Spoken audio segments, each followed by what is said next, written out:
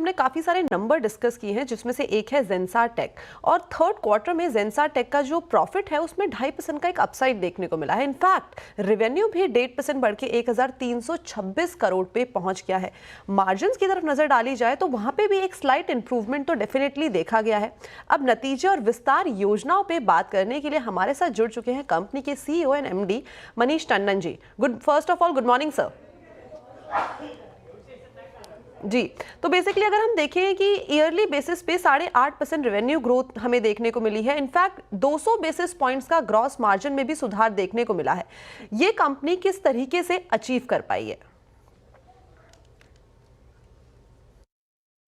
हाँ, देखिए ये जो क्वार्टर होता है, ये सारी इंडस्ट्री के लिए ज्यादा अच्छा क्वार्टर नहीं होता है। लेकिन हमारे लिए इस बार काफी अच्छा रहा। हम सारी ज्योग्राफीज में जहाँ पे हम ऑपरेट करते हैं हमने ग्रोथ दिखाई। और इस क्वार्टर में हमारा जो रिटेल और कंज्यूमर सर्विसेज वर्टिकल है उसने बहुत अच्छी ग्रोथ दी इस क्वार्टर में। हेल्थ केयर लाइफ साइंसेज ने बहुत अच्छी ग्रोथ दी। तो चौतरफा ग्रोथ हुई। और जहां पे ग्रोथ नहीं हुई वो टीएमटी सेक्टर और बीएफएसआई में। वो इसलिए नहीं हुई क्योंकि फरलो का इम्पैक्ट था उस समय। ईयर ओवर ईयर जो है वो हम कंसिस्टेंटली परफॉर्म कर रहे हैं। हमने इसके इस क्वार्टर के Q1 में 4% सीक्वेंशियल ग्रोथ दी थी, उसके बाद 1.7 दी, और इस बार इस सीजनली सॉफ्ट क्वार्टर में भी हमने 1% ग्रोथ दी है। तो उसका ही रिजल्ट है कि कंसिस्टेंसी से हम कर रहे हैं काम, और उसका रिजल्ट भगवान दे रहा है। तो 8.6% ईयर ओवर ईयर ग्रोथ आई है उससे। 200 बेसिस पॉइंट का मार्जिन का जो ग्रोथ का जो रीजन है वो ये है कि पिछली बार हमने सैलरी इंक्रीमेंट्स वगैरह दिए थे, तो उसका इमीडिएट इम्पैक्ट हुआ था, वो इस बार कम हो गया है। दूसरा, हमने यूटिलाइजेशन बहुत अच्छा किया है। हमारा यूटिलाइजेशन 90% प्लस यूटिलाइजेशन है, डिस्पाइट फरलोस एंड ऑल दैट। तो उसकी वजह से भी हमको फायदा मिला है। तो ये दो चार चीजें हैं अल्टीमेटली। अगर हम एग्जीक्यूट अच्छा करेंगे तो उसके रिजल्ट अच्छे आएंगे। और हम लोग पूरी कोशिश करते हैं कि अपने शेयर होल्डर्स के लिए अच्छे से अच्छा काम करें और उन्हें दिखाएं कि हम क्या कर सकते हैं। गुड मॉर्निंग मनीष जी, श्रेया बात कर रही हूँ मैं। पहले तो कॉन्ग्रेचुलेशंस, आपके नतीजे अच्छा है, इनलाइन ही आए, एक्सपेक्टेशंस के मुताबिक रहे। लेकिन सर ओवरऑल ग्रोथ के बावजूद टीएमटी वर्टिकल रेवेन्यू में देखेंगे आप तो गिरावट देखने को मिली है, इसकी कोई खास वजह?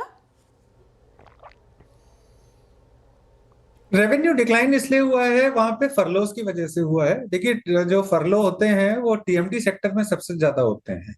तो मेन रीजन जो है उसमें हमको कुछ खास वो नहीं करना है। ऐसा नहीं है कि हमारे वजह से या हम कुछ कर सकते थे उसकी वजह से डिग्रोथ हुई है सेक्टर में। वो फरलोस की वजह से हुई है। क्यों जनवरी टू मार्च क्वार्टर में फरलो होते हैं लेकिन कम होते हैं, उससे ग्रोथ वापस आ जाएगी।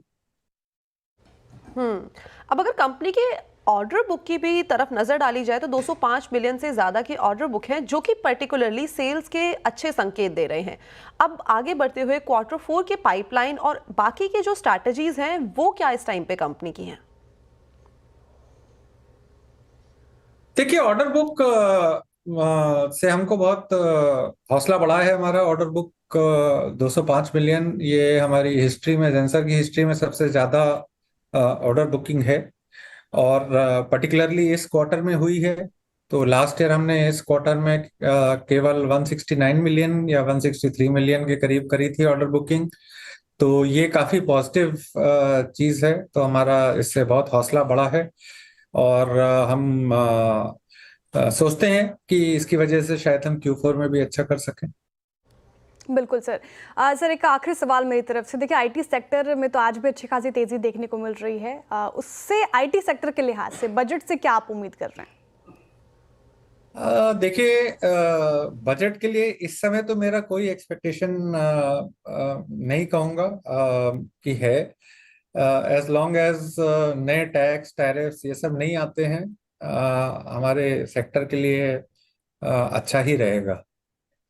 और अभी तक सरकार जितनी सरकारें हैं वो काफी सपोर्टिव रही हैं इस सेक्टर के लिए, क्योंकि एक्सपोर्ट ओरिएंटेड सेक्टर है ये।